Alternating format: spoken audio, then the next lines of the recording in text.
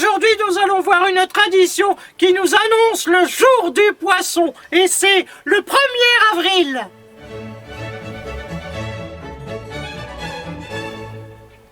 De nos jours, vous pratiquez cette tradition qui consiste à faire une blague, une farce, une plaisanterie, un canular à quelqu'un le jour du 1er avril. Par exemple, mon mari adore le thon et la morue. Et comme la voisine n'arrête pas de lui faire des yeux de merlan frit, je l'ai invité à aller la voir. Eh bien, il a fallu que je l'en empêche en haussant le ton pour lui faire comprendre qu'on était le 1er avril.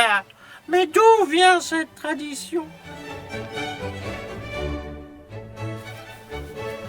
Cette tradition nous vient de l'Antiquité. Le 1er avril tombant 12 jours après l'équinoxe de printemps, les Grecs consacraient cette journée au dieu du rire. Ils la dédiaient aux farces, aux fous, à l'inversion des rôles, comme durant le carnaval. Les Romains ont repris cette tradition avec la déesse Aphrodite.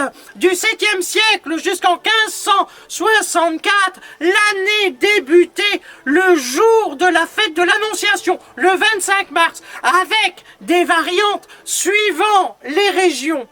En 1622, le pape Grégoire XV décide d'unifier les calendriers dans le monde chrétien en faisant débuter l'année le 1er janvier. Or, une tradition romaine que nous avons conservée était de se faire des cadeaux appelés étrennes, le jour de l'an, en l'honneur de la déesse Stréna. Si bien que du 25 mars au 1er avril, on se faisait des cadeaux pour marquer le passage de l'année.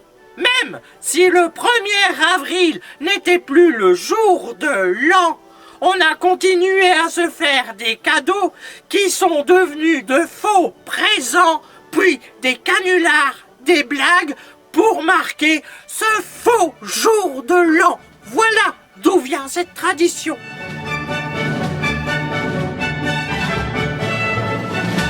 Donc, le 1er avril, c'est un jour dédié au mensonge, à la duperie, au canular. Alors moi, je me demande si toutes les promesses électorales ne sont pas toutes écrites le 1er avril par des requins, car ça finit toujours en queue de poisson. Allez, au revoir et à bientôt. Au revoir.